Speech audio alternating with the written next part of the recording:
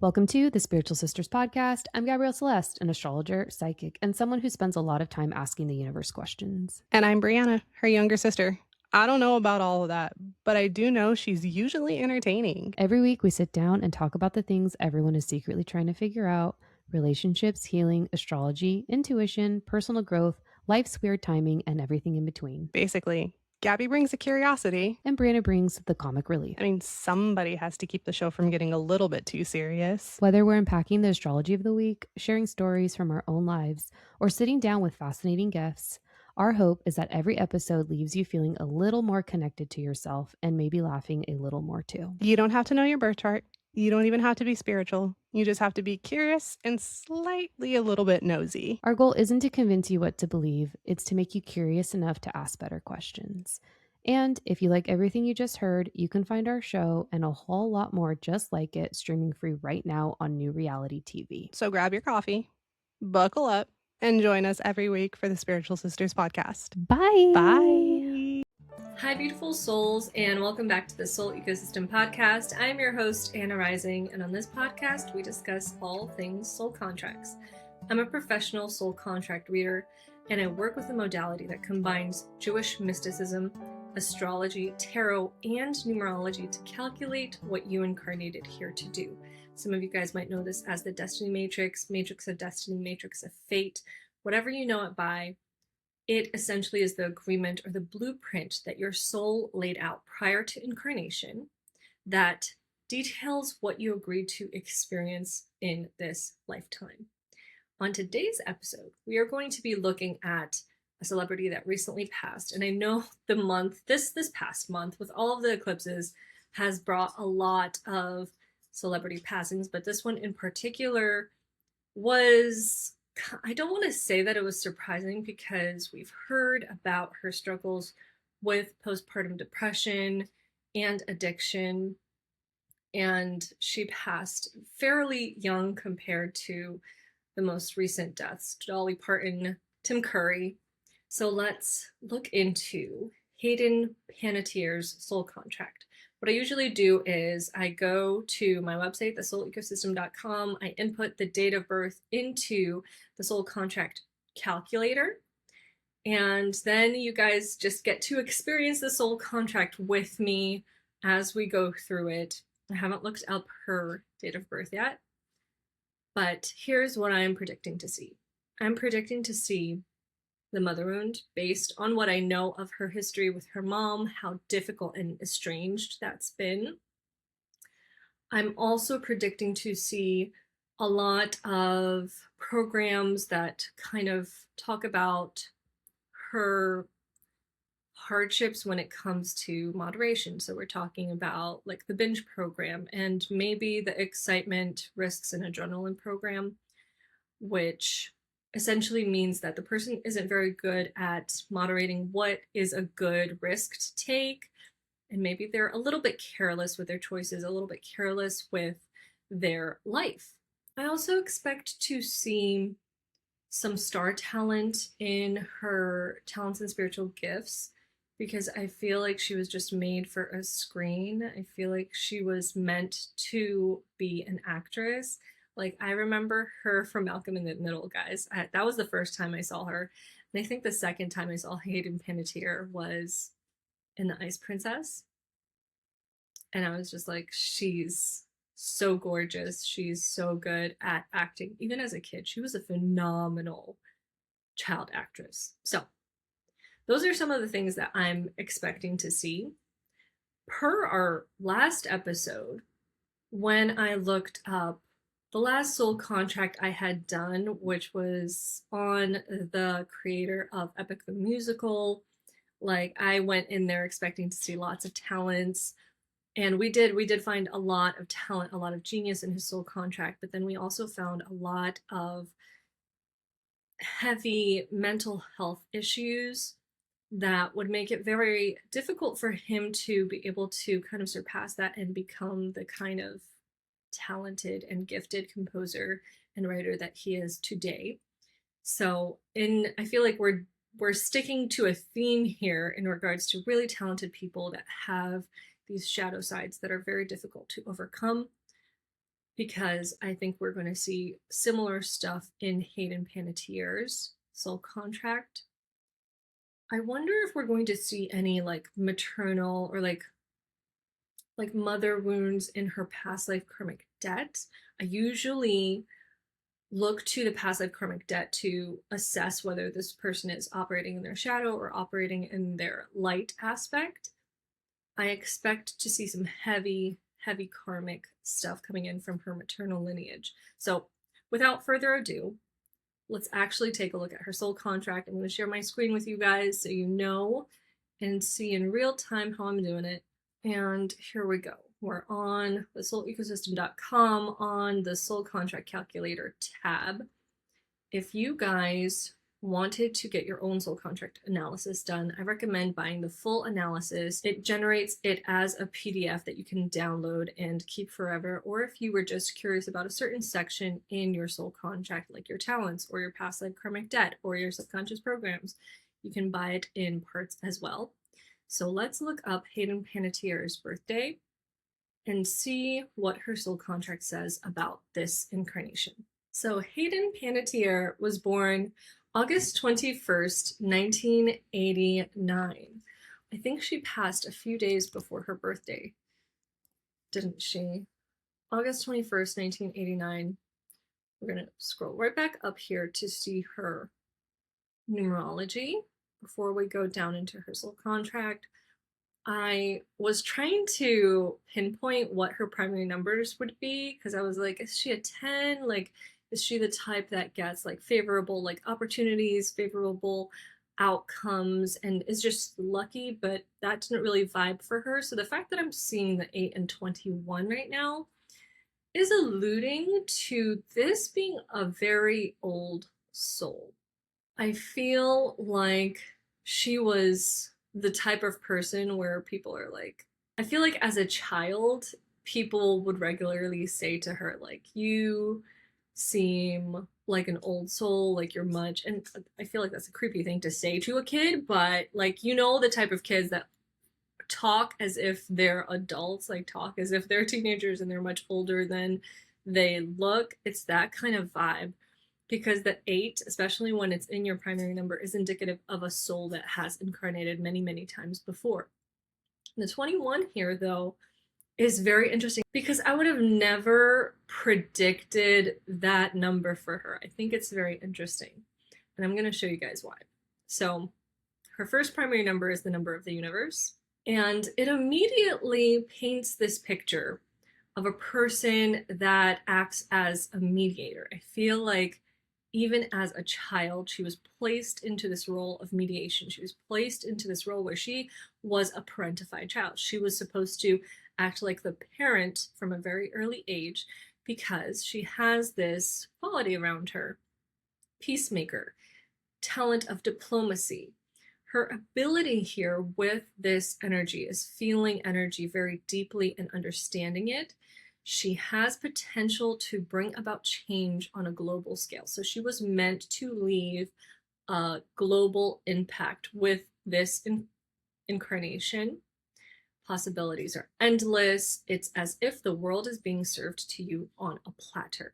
So automatically she's presented with the kind of opportunities, the kind of setup that could make her a household name, propel her to fame, propel her to success.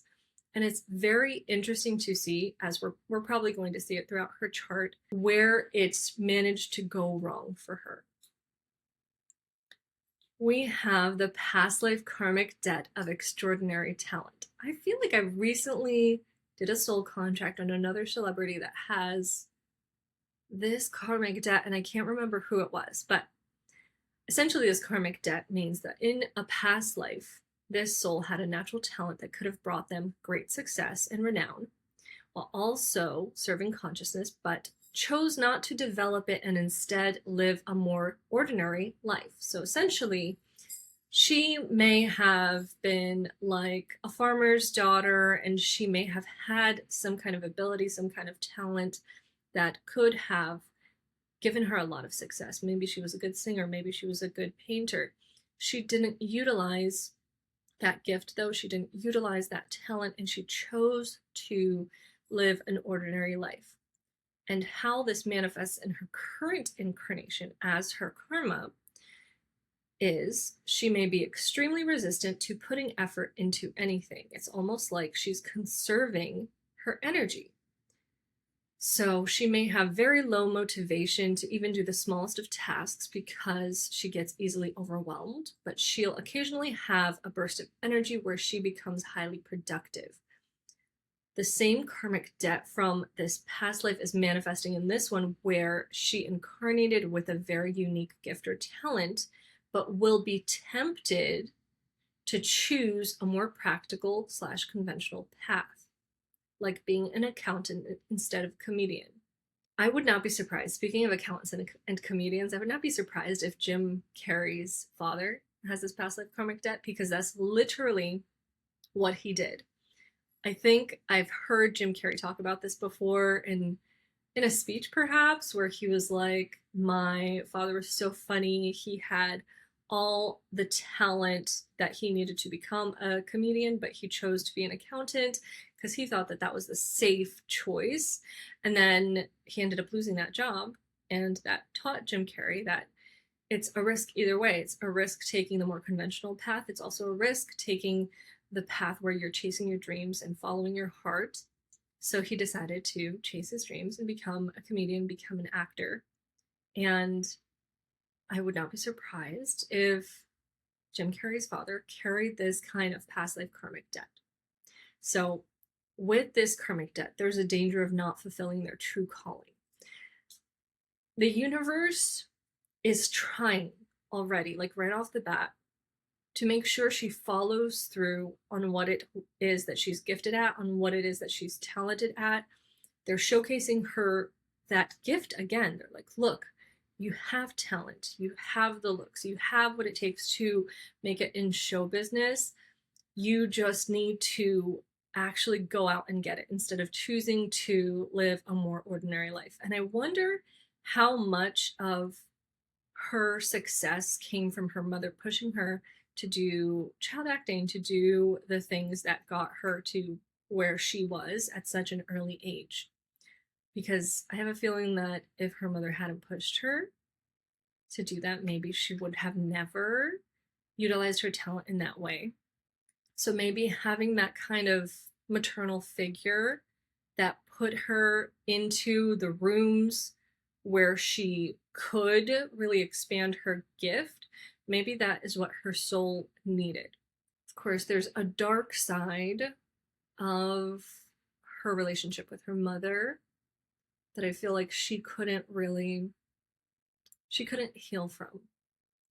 So for talents and spiritual gifts, what do we see? We see the justice number, which is about integrity, awareness, potential, abundance of energy, workhorse energy, okay?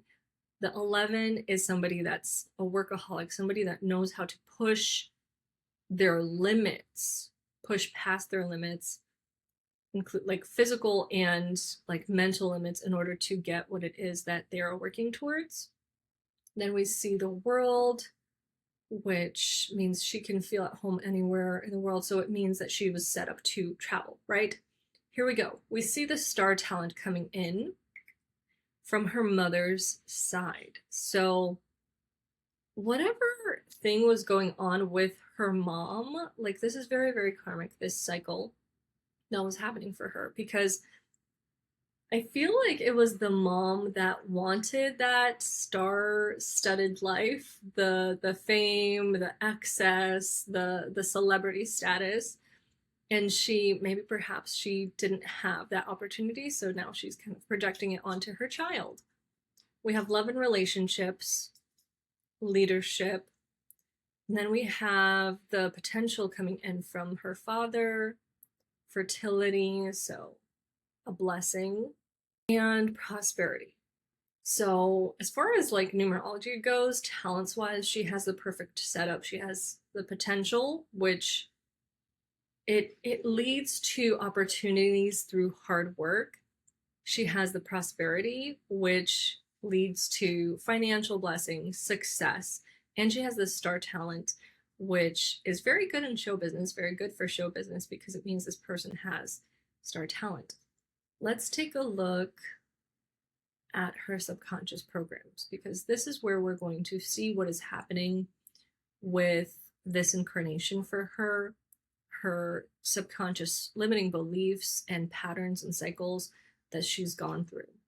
We have the broken lineage as the first subconscious program. So broken lineage means you were blessed with significant potential at birth, though it might not have always felt that way. She has the ability to break long-standing generational patterns and become a very powerful force of healing within her family lineage. So that means that she was essentially the black sheep of the family. She likely saw things that were happening, like patterns that were happening throughout her family relationships, that she's like, this isn't how it's supposed to work. Like, we need to do better.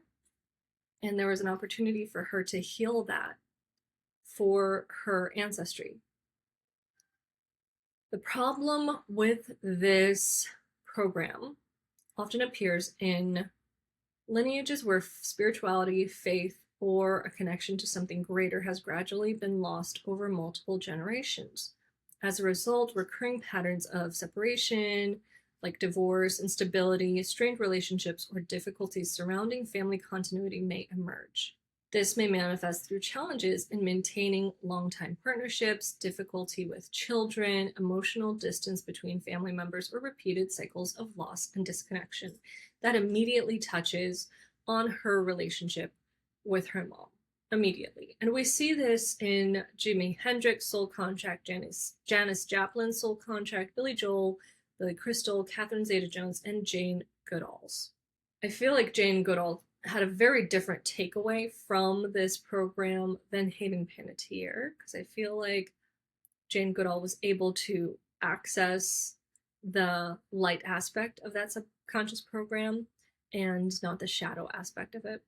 We see spiritual and physical beauty. Obviously, she's absolutely gorgeous, and I feel like underneath the whole exterior, there's a very genuine, very good heart that is coming up for Hayden Panettiere that is very, very wounded with what happened with her mother. We see magical knowledge in her soul contract as well, as seen in Chadwick Boseman, Kurt Cobain, Justin Chambers, Prince, and RBG.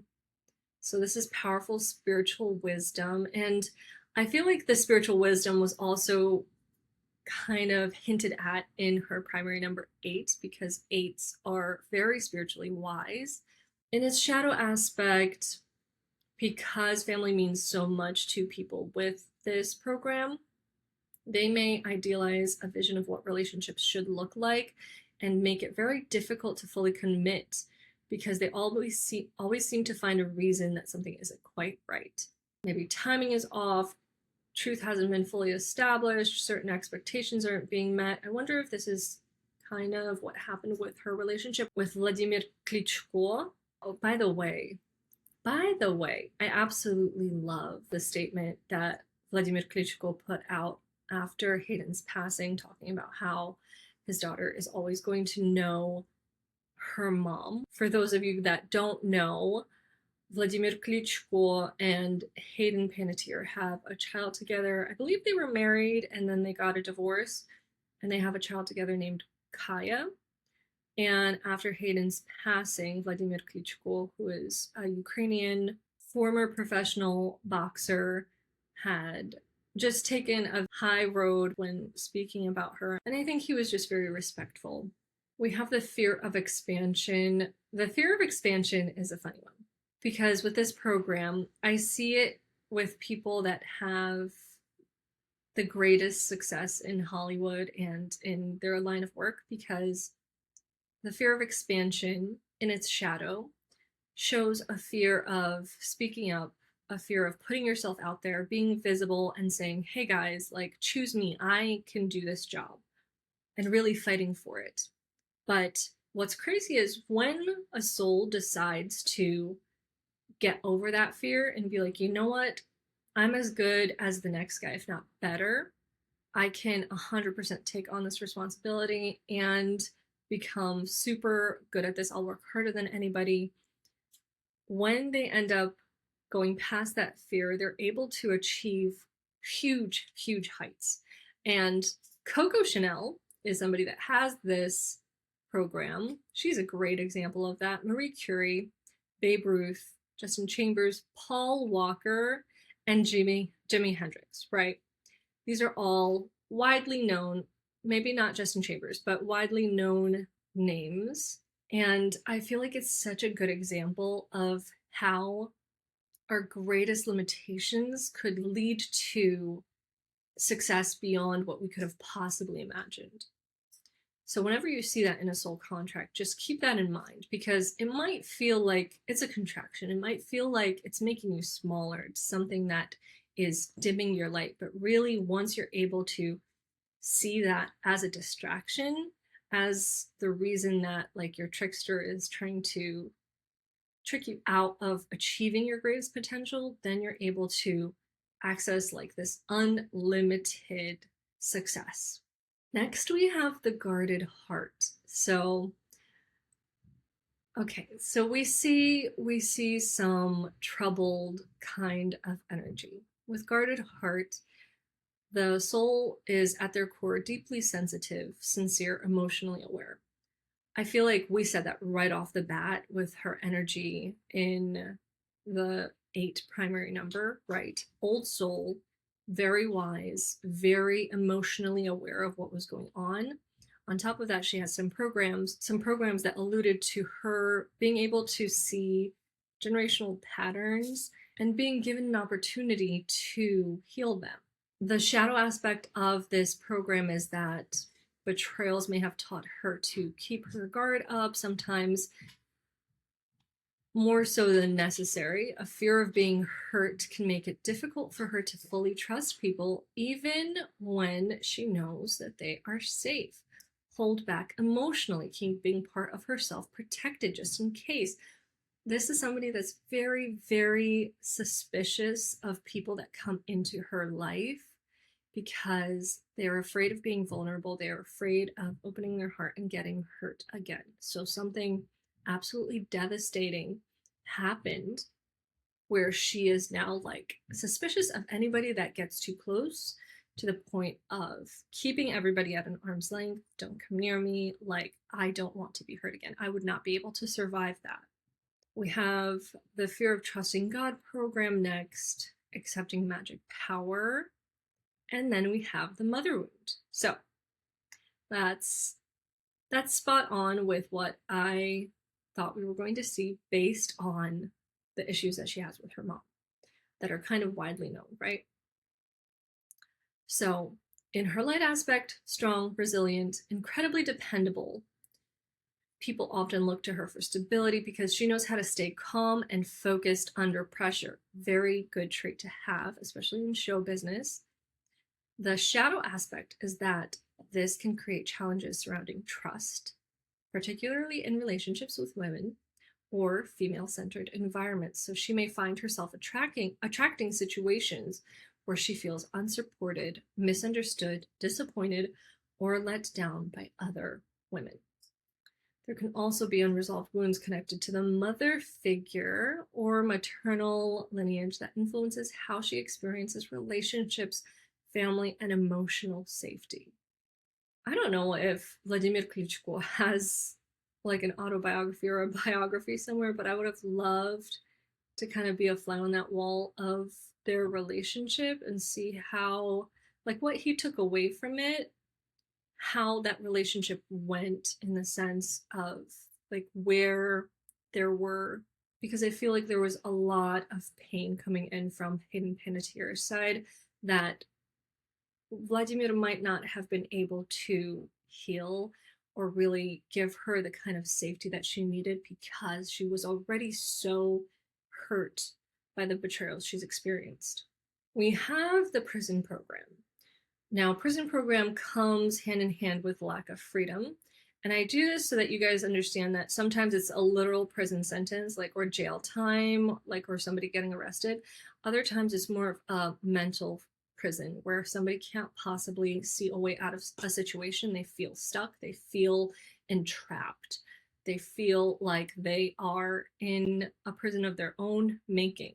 And this leads me to want to look up if Hayden Panettiere has ever been arrested, because I don't know if I'm making this up or if I've heard of her being arrested before. Okay, I just saw that something popped up about her boyfriend being arrested. She's never been arrested before, but her on and off again boyfriend, Brian Hickerson, has been documented on multiple arrests due to domestic violence against her. Okay, I remember seeing something about this. I remember that he may have had a restraining order against her. I wonder if she's going to have the Breaking Toxic Cycles program, because that would not be surprising given what she experienced at the hands of this boyfriend.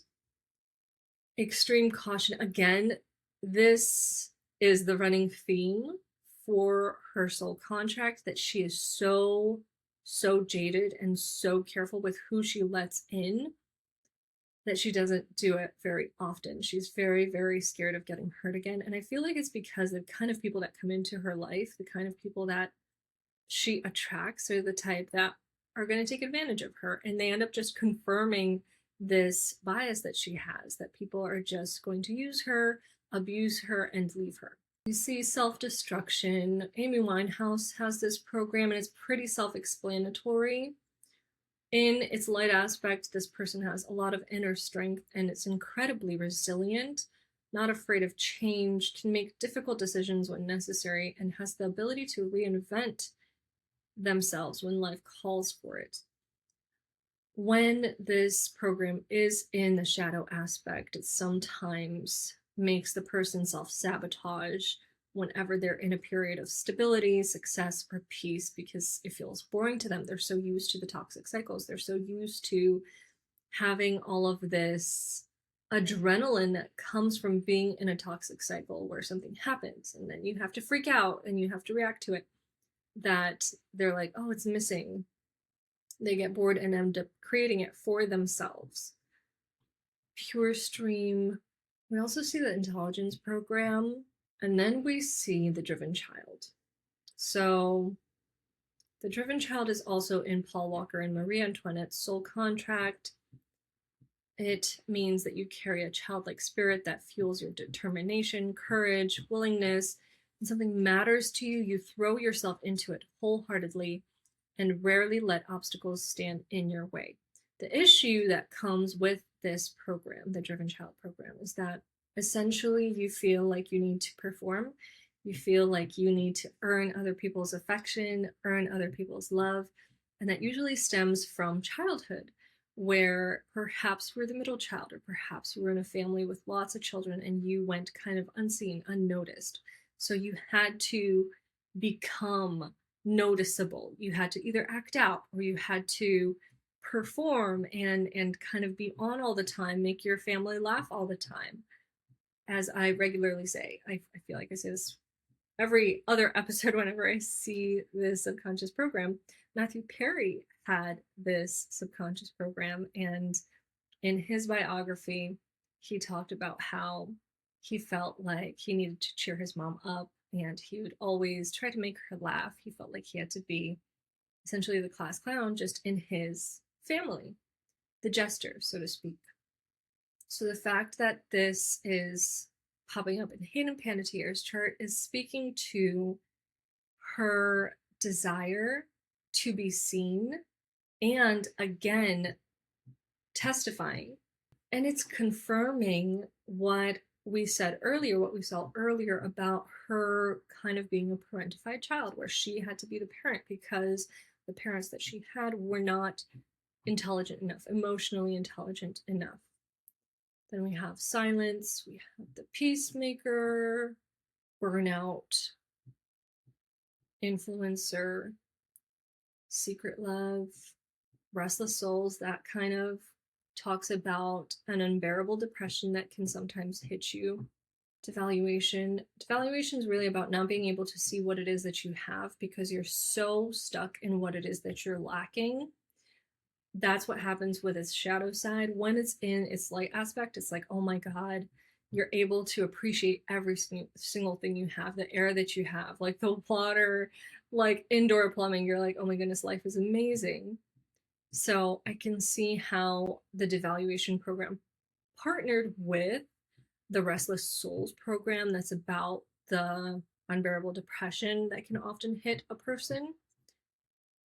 This is not a good combination. It leads to a very difficult, a very difficult kind of mentality.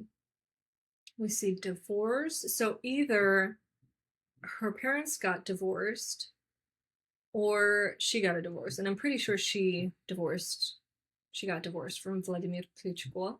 The freeze response. There's lots of programs in here, guys. Unspoken truth. So with the silence and the unspoken truth now, that's twice that I think there's something that she hasn't spoken about that's happened to her. I wonder, I mean, you hear so many things about child stars. I wonder if there's anything there that added to the pain of what she experienced as a child with her mom. Maybe she felt like her mom failed her and didn't protect her from something. The charmer, outsider, wandering flame. Okay, so wandering flame means that she was either in a love triangle without knowing that she was in a love triangle, or she knowingly was in a love triangle or had an affair. So that would also be interesting to find out if the reason that she got a divorce from Vladimir Klitschko was because of infidelity. And then we have the special mission. Guys, and then people pleasing. There's so many programs responsible for everyone. Becoming visible. This just goes on and on. Lessons in attachment. Okay. I feel like that is giving us a little bit of understanding why she was in an abusive relationship with the guy that had the domestic violence charges against her. She naturally understands people matter more than things, physical things.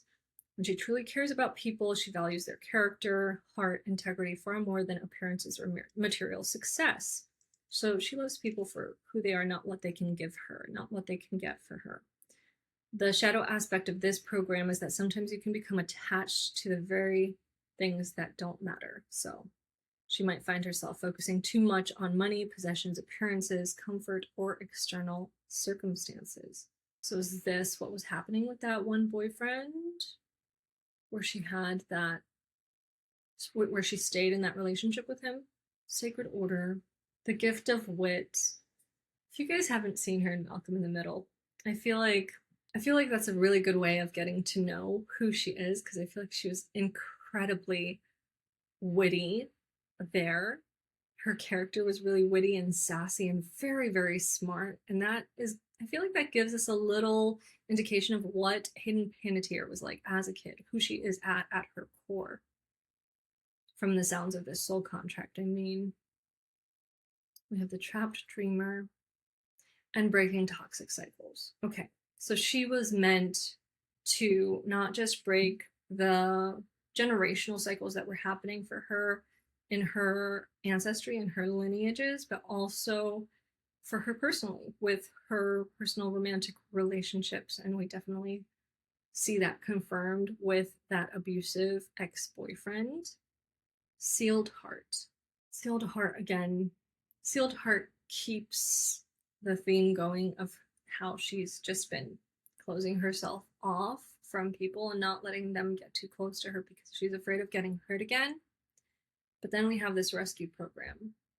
And the rescue program paired with the Breaking Toxic Cycles program is just brutal, because when you're in the shadow aspect of the rescue program, you want to fix people.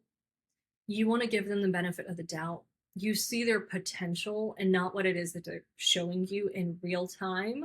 You see their potential and you're like, I know that he can change. I know that he can do this and this and this. He can be better. He can be kind. He can be loving.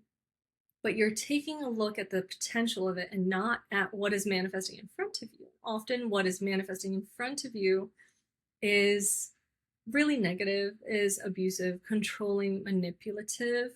So this program is trying to teach you to not settle for people's potentials, not be with people for their potential, but for what is currently manifesting in their reality.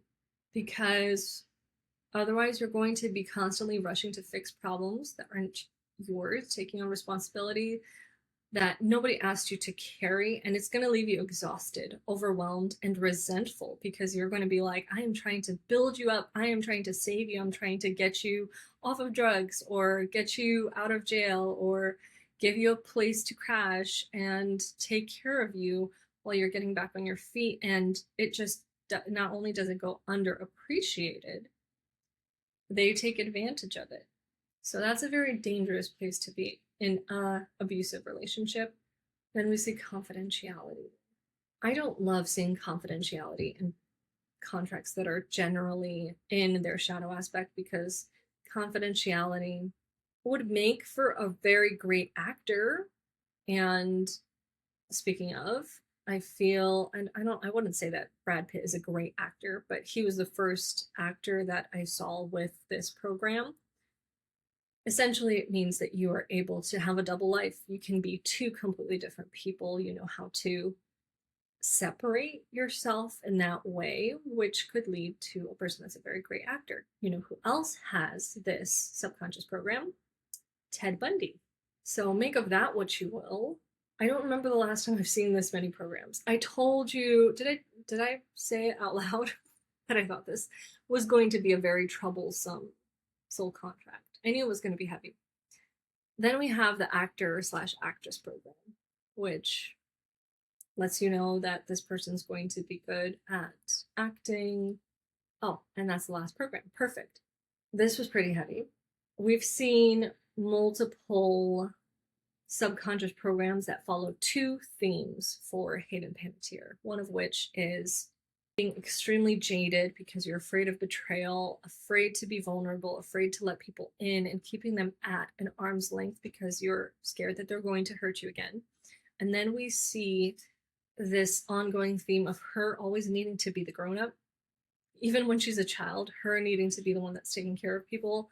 She feels like she has been the mom to her own mom. She feels like she was the parent in that kind of relationship, and that has kind of trickled into the rest of her relationships, where she feels like she has to fix people and take care of them and nurture them and love on them, until she's given so much of herself that it's turned into resentment because the person's not appreciating it like her mom didn't appreciate her. So that's just like confirming her own bias in that way.